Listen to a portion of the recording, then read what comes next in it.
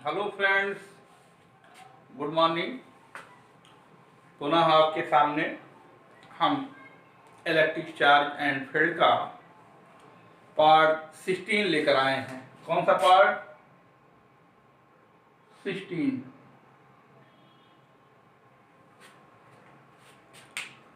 इसमें आप पढ़ेंगे एक समान वैद्युत क्षेत्र, असमान वैद्युत क्षेत्र, फिर उसके बाद एक समान वैद्युत क्षेत्र में कोई वैद्युत द्विध्रुव रखा गया हो तो उस पर लगने वाला बल आघूर्ण। तो पहले तो आप एक समान वैद्युत क्षेत्र पढ़िए और असमान वैद्युत क्षेत्र पढ़िए। तो देखिए, एक समान जब कहता है, एक समान वैद्युत क्षेत्र जब कहता है तो इसमें आप इसको ऐसे समानांतर, यानी इनके बीच की दूरी सदैव बराबर हो चाहिए और एक दूसरे से समानांतर, ये आप बल रेखाओं द्वारा इसको ऐसे प्रदर्शित करेंगे। तो इसको बोलते हैं एक समान वैद्युत क्षेत्र। एक समान वैद्युत क्षेत्र क्लियर हुआ? यानी यह एक समानांतर रेखाएं, बल रेखाएं जो होती हैं सदैव इनके बीच की दूरियां बराबर होती हैं और एक दूसरे के समानांतर होती हैं। ऐसी बल रेखाओं द्वारा जब प्रदर्शित हो तो उसको बोलते हैं एक समान वैद्युत क्षेत्र। दूसरा है असमान वैद्युत क्षेत्र।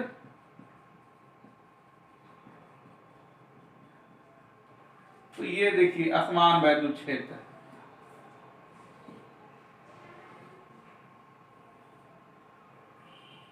ये असमान वैद्युत क्षेत्र है। अब देखिए, यहां पर हम कोई क्षेत्रफल रखते हैं, जितने एरिया का क्षेत्रफल रखेंगे बल रेखाएं सब में बराबर जाएंगी। उतने एरिया का यदि हम यहां भी रखें तो बल रेखाएं उतने ही बराबर जाएंगी। लेकिन यदि हम इतने क्षेत्रफल का यहां रखते हैं तो यहां पर 1 2 3 4 5 बल रेखाएं, और इतने एरिया का हम यहां रखते हैं तो 1 2 3, यदि इतने एरिया का यहां रखते हैं 1 2, तो देखिए यहाँ उतने क्षेत्रफल का, उतने क्षेत्रफल का, उतने क्षेत्रफल का, यहाँ पर बल रेखाएं बराबर जा रही हैं उतने क्षेत्रफल से। और यहाँ पर जो है हर क्षेत्रफल से किसी में 3 बल रेखाएं, किसी में 2 बल रेखाएं, किसी में जो है 5 बल रेखाएं, ये सब गुजर रही हैं। तो ऐसे में हम इसको बोलते हैं असमान वैद्युत क्षेत्र। क्या बोलते हैं? असमान वैद्युत क्षेत्र। और ये क्या है? समान वैद्युत क्षेत्र। तो एक समान वैद्युत क्षेत्र क्लियर हो गया? चलिए ठीक। अब देखिए,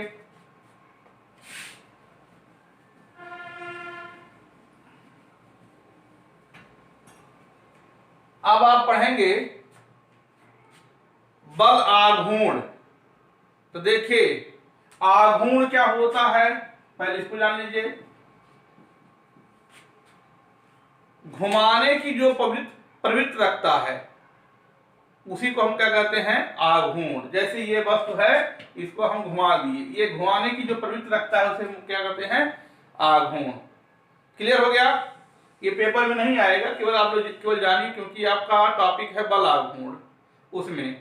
तो आपको आघूर्ण, बल आघूर्ण ये सब जानना रहेगा, जरूरी है। ये सब बल युग्म का आघूर्ण ये सब जानना जरूरी है। तो बल आघूर्ण यानी आघूर्ण समझ में आ गया। तो आघूर्ण 2 प्रकार के होते हैं, एक होता है बल आघूर्ण और दूसरा होता है बल युग्म आघूर्ण। ये 2 प्रकार से होते हैं।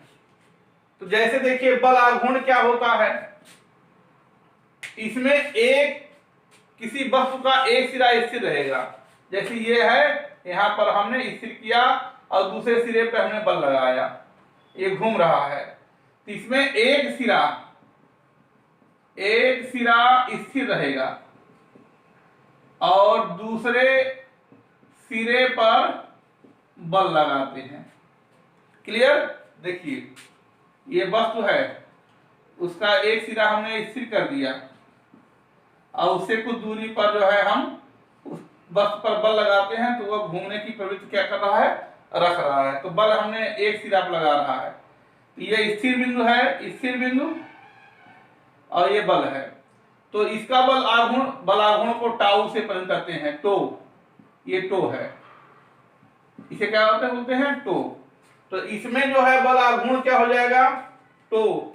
टो बराबर होता है ये एक सिरे पर लगने वाला बल और इस सिर से उस बल की बीच की दूरी जो होती है, इनके गुणनफल को ही हम क्या कहते हैं, बल आघूर्ण। क्लियर। बल आघूर्ण क्या है, स्थिर बिंदु से जिस बिंदु पर बल लग रहा है, बल का मान और उसके बीच की दूरी के गुणनफल को ही हम बल आघूर्ण कहते हैं। क्लियर। अब बलयुग्म का आघूर्ण, अब बलयुग्म का आघूर्ण होता है जैसे आप लोग देखते हैं चाबी, ठीक, यानी दोनों सिरों पर हमको बल लगाना रहता है, यानी एक सिरे पर ये, दूसरे सिरे पे ऐसे विपरीत में बल लगाते हैं तो वो घूमने की प्रवृत्ति रखता है। क्लियर हो गया। तो बलयुग्म का आघूर्ण। क्लियर। तो देखिए ये जो है, ये तो आपका बल आघूर्ण समझ में आ गया। अब बलयुग्म का आघूर्ण में ये वस्तु है,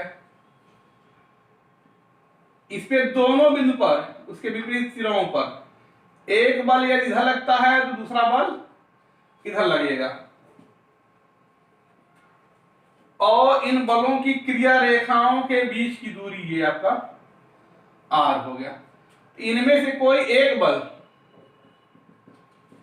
और इनके बीच की दूरी, क्रिया रेखाओं के बीच की दूरी, इसमें बलों की क्रिया रेखाओं के बीच की दूरी लिया जाती है। ये बल लग रहा है ऊपर की ओर, ये बल लग, इसको डॉट डॉट मिला देते हैं, इनके बीच की दूरी लिया जाता है क्रिया, यानी बलों की क्रिया रेखाओं के बीच की दूरी। और उसमें क्या था, ये स्थिर बिंदु है, ये बल लग रहा है यहां पर एफ, तो स्थिर बिंदु और जो बल लग रहा है बल के बीच की दूरी केवल आर, ये लिया जा रहा है। और यहां पर जो है दोनों बल युग्म मतलब है पेयर, बलों का जोड़ा। जब किसी वस्तु पर दो बल लगते हैं और विपरीत दिशाओं में बल लगे हैं, तो ऐसे व्यवस्था को हम बलयुग्म कहते हैं, या ऐसे बलों के जोड़ों को हम क्या कहते हैं, बलयुग्म कहते हैं। तो बलयुग्म का आघूर्ण, जब दो बल कार्य करें और विपरीत दिशा में और घुमाने का प्रयत्न करें, तो ऐसे में हम क्या कहेंगे, बलयुग्म का आघूर्ण। उसको भी हम टो से ही प्रदर्शित करते हैं। तो अब इसको दिखाने के लिए ये है, तो ये आपका ये वस्तु है, ये दो सिरा है, यह ए है, ये बी है, इस पे बल ऊपर की ओर, इस पे बल नीचे की ओर। तो इसकी क्रिया रेखा बढ़ा देंगे ऐसे डॉट डॉट, तो ये क्रिया रेखाओं के बीच की दूरी लेते हैं, ना कि अभी आपसे कहे बलों के बीच की दूरी नहीं है, इनके बलों की क्रिया रेखाओं के बीच की दूरी लिया जाता है। और यहाँ क्या है, बल जहां लगेगा और स्थिर बिंदु के बीच की दूरी ली जाती है, यहाँ क्रिया रेखाओं के बीच की दूरी ली जाती है। क्लियर।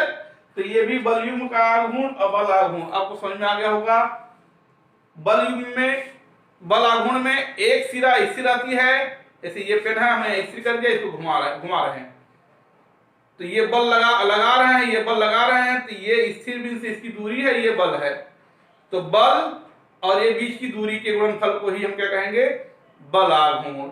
और इसी पर दो बल, एक ऐसे हम लगाएं, ऐसे यानी इधर नीचे की ओर लगाएं और ये ऊपर की ओर लगाएं, तब पर भी ये घूमेगा, ठीक, घुमाने की प्रवृत्ति रखेगा। ऐसे हम इसको ऐसे ऊपर लगाएं और ये नीचे आए तभी घूमेगा ऐसे, ठीक। तो ये एक बल नीचे की ओर करेगा, एक बल ऊपर की ओर, तो दोनों बलों की क्रिया रेखा, ये नीचे की ओर, ये ऊपर की ओर, ये क्रिया रेखा, इनके बीच की दूरी, इनमें से एक बल और इनके बीच की क्रिया रेखा की बीच की दूरी के गुणनफल को ही बल युग्म का आघूर्ण यानी टाउ बोलते हैं। और मात्रक आप जानते हैं, बल का मात्रक न्यूटन, दूरी इसका मीटर, तो न्यूटन मीटर इसका मात्रक हो गया। तो आप ये तो समझना केवल है, ये टॉपिक में आपका नहीं है, ये इसको रटना नहीं है, केवल जाने रहिए बल आघूर्ण क्या होता है, बलयुग्म आघूर्ण क्या होता है। बल आघूर्ण में केवल एक बल कार्य करता है, बलयुग्म आघूर्ण में दो बल कार्य करते हैं। ये आपको सबसे ध्यान देने योग्य है, इसमें एक बल कार्य करेगा और इसमें जो है दो बल कार्य करते हैं। और दोनों की दिशा जो होती है, दोनों की दिशा जो होगी वह भिन्न होगी, एक दूसरे से विपरीत होगी। क्लियर? तो समझ में आ गया आपको। अब आपका जो टॉपिक रहेगा,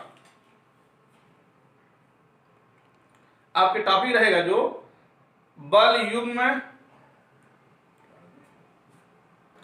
अब जो है टॉपिक आपका है, एक समान वैद्युत क्षेत्र में रखे गए वैद्युत द्विध्रुव पर बल युग्म का आघूर्ण क्या है? एक समान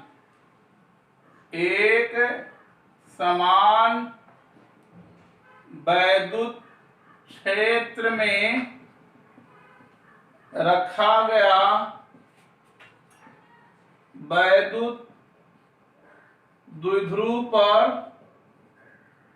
बल युग्म आघूर्ण, बल युग्म का आघूर्ण, ये टॉपिक है आपका। ठीक, ये आपका टॉपिक है। तो क्या बोला? एक समान वैद्युत क्षेत्र। एक समान वैद्युत क्षेत्र जैसे कहा तैसे आप बनाएंगे क्या? एक समान वैद्युत क्षेत्र, समानांतर ऐसे रेखा खींच लेंगे, ये हो गया आपका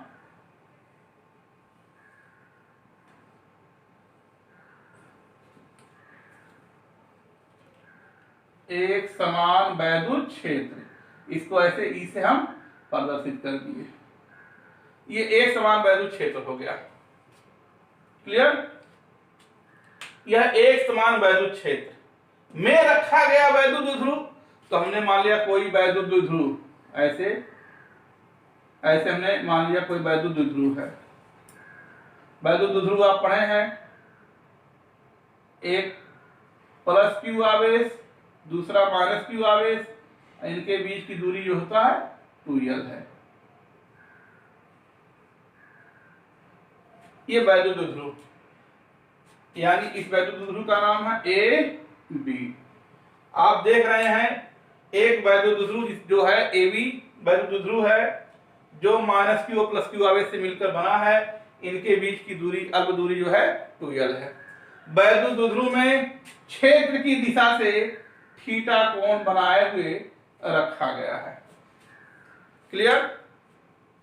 तो देखिए, वैद्युत क्षेत्र में जैसे कोई आवेश रखा जाएगा तैसे उस पर बल कार्य करेगा।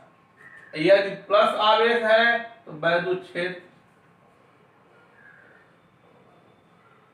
की दिशा में, और यदि माइनस आवेश है तो वैद्युत क्षेत्र की विपरीत दिशा में एक बल कार्य करने लगेगा। क्योंकि आप जानते हैं कि वैद्युत क्षेत्र तभी उत्पन्न होता है जब ऑलरेडी वहां पर कोई आवेश होता है, क्योंकि आवेश या आवेश समुदाय के चारों ओर का क्षेत्र ही वैद्युत क्षेत्र कहलाता है। तो वैद्युत क्षेत्र यहां बता दिया गया, इसके मतलब ऑलरेडी कोई आवेश इसके अंदर है। और जैसे हम वैद्युत क्षेत्र रखेंगे, वैद्युत द्विध्रुव रखेंगे, तो वैद्युत द्विध्रुव भी दो आवेशों से मिलकर बना होता है, एक प्लस दूसरा माइनस। तो प्लस आवेश इस वैद्युत क्षेत्र में एक बल का अनुभव करेगा, उसकी दिशा जो होगी एफ बाहर की ओर, और माइनस आवेश भी एक बल की अनुभव करेगा, उसकी दिशा जो है विपरीत, वैद्युत क्षेत्र की दिशा के विपरीत होगी। वैद्युत क्षेत्र की दिशा ये है, इसकी दिशा विपरीत होगी। तो एफ बराबर बल का मान क्या होगा? एफ बराबर क्यू ई, ये भी एफ बराबर क्यू ई। देखिए, दो बल कार्य कर रहे हैं और विपरीत कार्य कर रहे हैं, तो जब दोनों बल विपरीत दिशा में कार्य करना शुरू कर देंगे तो इस वैद्युत द्विध्रुव को घुमाने का प्रयास करेंगे। ठीक, और इसको घुमाकर वैद्युत क्षेत्र की दिशा में लाने का प्रयत्न करेंगे। क्लियर? सबको समझ आ गया ये? तो अब देखिए, बल तो लग रहा है। क्लियर?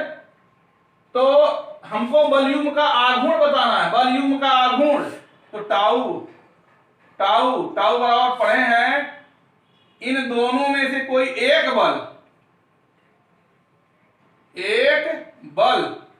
और पढ़े हैं दूसरी क्या है? दोनों बलों की क्रिया रेखा, ये क्रिया रेखा ये है के बीच की दूरी दोनों बलों की क्रिया रेखा के बीच की दूरी। तो भाई दोनों एक बल आपका F, अब क्रिया रेखा के बीच की दूरी आपका ये है, ये दूरी है, इसका नाम मान लीजिए हम यहां लिखते हैं C। तो देखिए ये थीटा है तो ये भी थीटा होगा, समानांतर के कारण संगत कोण के नाते थीटा होगा। तो थीटा के सामने ये लंब हो गया और ये 90 अंश हो गया, 90 अंश के सामने कर्ण और ये आपका आधार। तो हमको लंब निकालना है, तो आप पढ़े हैं त्रिभुज, लिख दीजिए ए बी सी में साइन थीटा बराबर होता है लंब बटे कर्ण। तो लंब आपका BC है और कर्ण है आपका AB।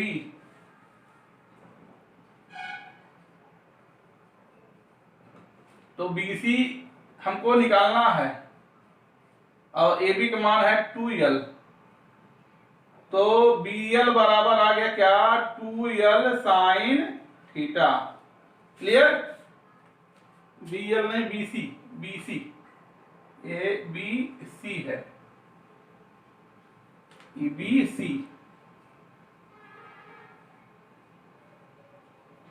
BC clear? तो BC बराबर हो गया 2L साइन थीटा। तो टाउ बराबर F, दोनों बलों की क्रिया रेखा की दूरी जो है BC है। क्लियर? F का मान आपने पढ़ा है, F बराबर होता है QE और BC बराबर हो गया 2L साइन थीटा। अब देखिए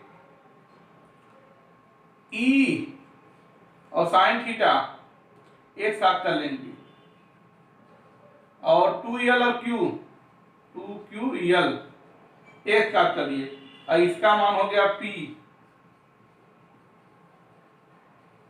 पढ़े हैं ना, P बराबर होता है 2QL। तो टाउ बराबर हो गया PE साइन थीटा। टाउ बराबर क्या हो गया, P साइन थीटा। अब देखिए अभी यही थीटा इक्वल 90 डिग्री हो तो बल अधिकतम लगेगा, टाउ मैक्सिमम लगेगा, तो हो जाएगा PE साइन 90 अंश। क्लियर? अर्थात टाउ मैक्सिमम बराबर PE। क्लियर? ये आपका हो गया एक समान वैद्युत क्षेत्र में रखा गया वैद्युत द्विध्रुव पर बल युग्म का आघूर्ण। सबको समझ में आ गया? ये इसके लिए क्या करेंगे, माना AB एक वैद्युत द्विध्रुव जो एक समान वैद्युत क्षेत्र में क्षेत्र की दिशा से थीटा कोण बनाए हुए रखा गया है। ठीक?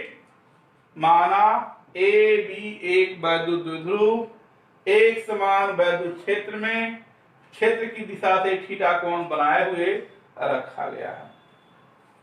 तो अब देखिए प्लस आवेश पर एक बल लगेगा, उस बल का नाम होगा F बराबर QE। उसकी दिशा क्या होगी, वैद्युत क्षेत्र की दिशा में। माइनस Q आवेश के कारण एक बल कार्य करेगा F बराबर QE क्षेत्र की विपरीत दिशा में। अब दोनों बल, एक इधर एक बल इधर विपरीत दिशा में, तो इस पर जो है वैद्युत द्विध्रुव को घुमाने का क्या करेंगे, प्रयत्न करेंगे। तो वैद्युत द्विध्रुव पर बल युग्म कार्य कर रहा है, बल युग्म कार्य कर रहा है। तो बल युग्म जब काम करेगा, बल जोड़ा काम करेगा तो उसको घुमाने का प्रयत्न करेगा, तो ही बल युग्म का आघूर्ण हमको टाउ निकालना है। क्या निकालना है, टाउ। तो टाउ की परिभाषा होता है एक बल, इन दोनों में से कोई एक बल और दोनों बलों की क्रिया रेखा के बीच की लंबवत दूरी।